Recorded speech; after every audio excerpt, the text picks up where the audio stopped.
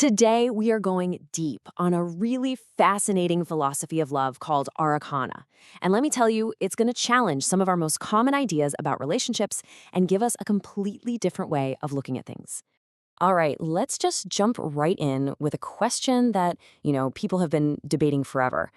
Can you truly, genuinely love two people at the same time? It's a huge question, right? And it's actually the perfect doorway into understanding the whole Arreqqana worldview. So what's the answer from Arreqqana? Well, it's a pretty clear yes. But, and this is a big but, it comes with some major conditions. It requires real nuance and what the philosophy calls a sacred understanding. So this isn't some casual anything goes yes. It's something much, much deeper. And we're about to unpack exactly what that means. To even begin to understand that yes, we have to start at square one. How does this philosophy even define love in the first place? Because it's fundamentally different from how many of us think about it, and it all boils down to one core idea. And that idea is called kyar, or resonance. And get this, the core concept here is that love isn't like a pie with only a few slices to give out. Nope, it's an infinite flow, this spiritual, energetic alignment between souls. So from this point of view, the question isn't, do I have enough love to give? It's, with whom does my soul truly resonate? It completely changes the game.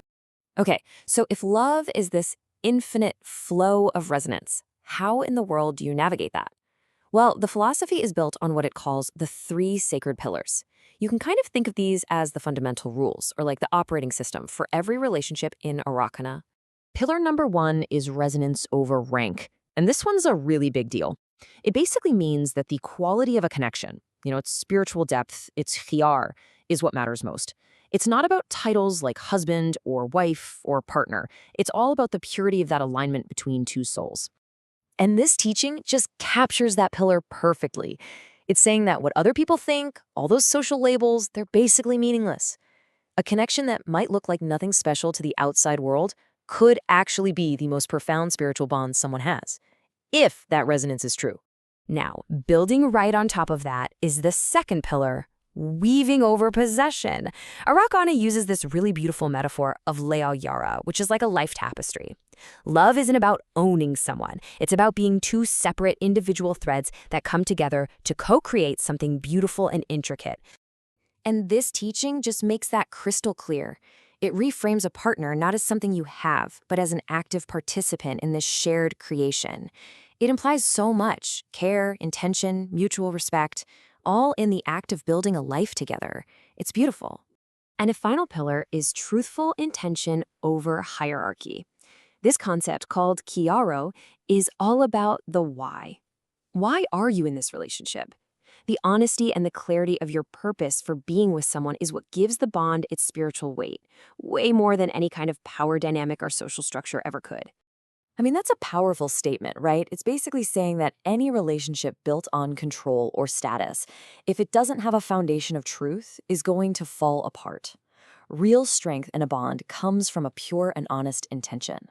So you see, these three pillars, resonance, weaving, and attention, they're the bedrock of this whole philosophy. Okay, so we've got this foundation. But how does a philosophy actually talk about the people who live by these principles? A different way of looking at love needs a different kind of vocabulary. And Arreqqana has some very specific terms for these weavers of relationships. And here it is, the key term that gets right back to our very first question. A person who loves two people isn't just called, something negative or dismissed. They are a Dulaanomarriin. If you break it down, dula is for dual, nomar is to love, and reen means a person who is actively in that state. It's a role, not a judgment. And Dulaanomarriin is just one word out of a whole rich vocabulary. Just take a look.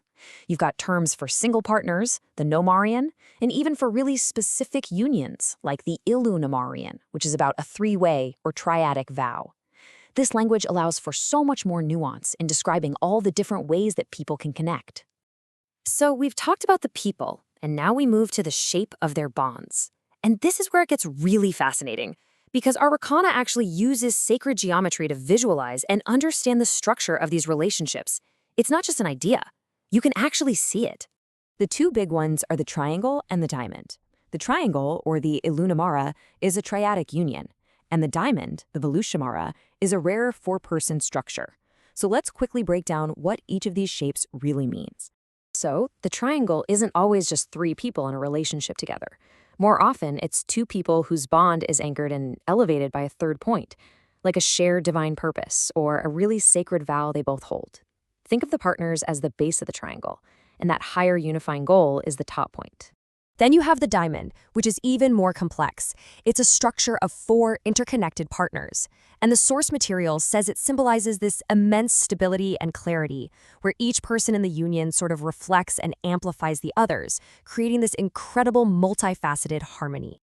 Now, I know what you're probably thinking. You see shapes like triangles and diamonds, and the first question that pops into your head is, wait a minute, is there a hierarchy here? Is the person at the top of the triangle more important? It's a totally fair question, and the philosophy hits it head on. And the answer is a pretty resounding no. The philosophy always brings it back to those core principles. Remember that very first pillar we talked about, resonance over rank? That's the golden rule that governs everything else. The shape describes the function of the relationship, not the worth of the people inside it. And this just clarifies that critical difference. So yeah, terms like primary or secondary partner might exist, but they're describing a function. Like maybe one person shares a home with you, while another shares a deep ceremonial bond. It's just about the different types of weaving, not a ranking of importance. Every single thread is essential to hold the tapestry together.